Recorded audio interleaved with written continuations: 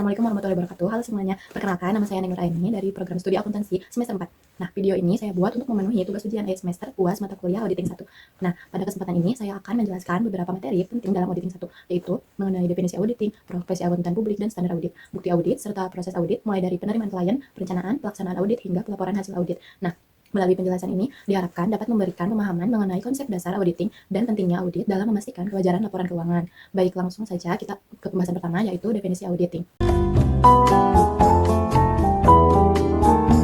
Tujuan audit. Tujuan umum audit atas laporan keuangan adalah untuk menyatakan pendapat atas kewajaran laporan keuangan dalam semua hal yang material sesuai dengan prinsip-prinsip akuntansi yang berlaku umum. Kewajaran laporan keuangan dapat diukur dengan berdasarkan pernyataan manajemennya. Nah, yang terkandung dalam setiap unsur yang disajikan dalam laporan keuangan yang disebut dengan asersi manajemen. Asersi manajemen yang disajikan dalam laporan keuangan merupakan tanggung jawab manajemen. Asersi ini dapat diklasifikasikan menjadi 5 kategori, yaitu yang pertama, keberadaan atau kejadian, yaitu menjamin bahwa aset, kewajiban, dan transaksi yang dicatat itu benar-benar ada dan terjadi. Lalu yang kedua, kelengkapan, yaitu menjamin bahwa semua transaksi yang seharusnya dicatat itu sudah dicatat lengkap tanpa ada yang terlewat. Lalu yang ketiga, hak dan kewajiban, menjamin bahwa aset yaitu harus milik perusahaan, lalu kewajibannya itu harus tanggung jawab perusahaan gitu. Lalu yang keempat, penilaian atau alokasinya, yaitu menjamin bahwa semua akun itu dicatat dengan nilai yang tepat dan wajar sesuai dengan standar akuntansi. Lalu yang kelima, penyajian dan pengungkapan.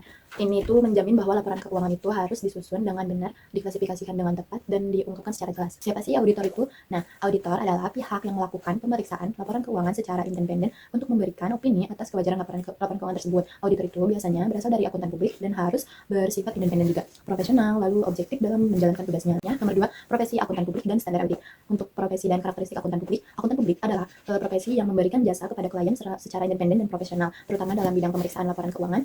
Untuk karakteristiknya yaitu harus independen, artinya yang tidak memihak, lalu profesional dan memiliki izin resmi dari praktik. Lalu yang terakhir, bertanggung jawab memberikan opini audit. Untuk jenis-jenis jasa akuntan publik yaitu ada jasa audit atau audit service dengan memberikan pemeriksaan laporan keuangan untuk menghasilkan opini tentang kewajaran laporan keuangan. Lalu yang kedua, jasa atestasi atau attestation service, yaitu memberikan penilaian atau pernyataan terhadap suatu informasi seperti review laporan keuangan, pemeriksaan kepatuhan, lalu pemeriksaan laporan tertentu. Lalu yang ketiga, jasa non audit. Nah, jasa ini tuh di luar audit laporan keuangan seperti konsultasi manajemen, penyusunan sistem akuntansi, dan perpajakan.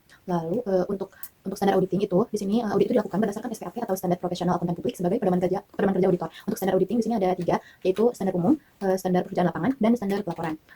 Untuk standar umum di sini dengan keahlian dan pelatihan teknis yang memadai, lalu independensi dalam sikap mental, lalu penggunaan kemahiran profesional dengan cermat dan seksama. Untuk standar pekerjaan lapangan yaitu dengan perencanaan dan supervisi audit, lalu pemahaman yang memadai atas pengendalian intern dan bukti audit yang kompeten dengan cukup. Untuk standar pelaporannya, pernyataan tentang kesesuaian laporan keuangan dengan prinsip akuntansi yang berlaku umum, pernyataan mengenai ketidakkonsistenan penerapan prinsip akuntansi yang berlaku umum. Nah, untuk pengungkapan informatif dalam laporan keuangan, pernyataan pendapat atas laporan keuangan secara keseluruhan.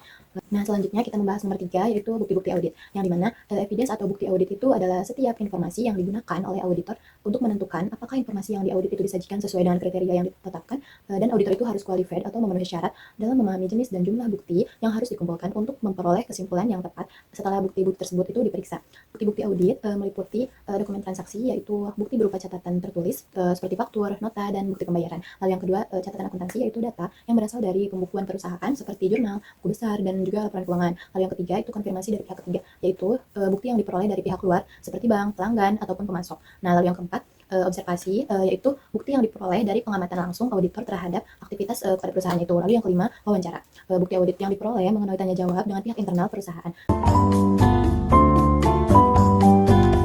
Selanjutnya, yang terakhir adalah proses audit. Nah, yang pertama itu ada penerimaan klien, yaitu auditor mengevaluasi apakah klien itu layak diaudit, termasuk mempertimbangkan independensinya, lalu resiko dan juga integritas klien. Lalu yang kedua itu perencanaan audit. Nah, untuk auditor itu menyusun strategi audit, lalu memahami bisnis klien, dan juga menentukan resiko untuk menetapkan prosedur audit yang akan dilakukan. Nah, lalu yang ketiga ada pelaksanaan audit. Auditor itu kan harus mulai melakukan pemeriksaan langsung terhadap catatan dan aktivitas perusahaannya. Nah, lalu yang keempat, pengumpulan bukti audit. Auditor itu mengumpulkan bukti seperti dokumen, konfirmasi pihak ketiga, lalu observasi dan data akuntansinya. Lalu yang kelima itu ada evaluasi hasil. Untuk auditor menganalisis semua bukti yang telah dikumpulkan untuk menilai kewajaran pada laporan keuangannya. Lalu yang keenam yaitu pelaporan audit. Untuk auditor menyusun laporan audit yang berisi opini atas laporan keuangan perusahaan. Demikian video penjelasan saya sebagai tugas ujian akhir semester mata kuliah auditing 1.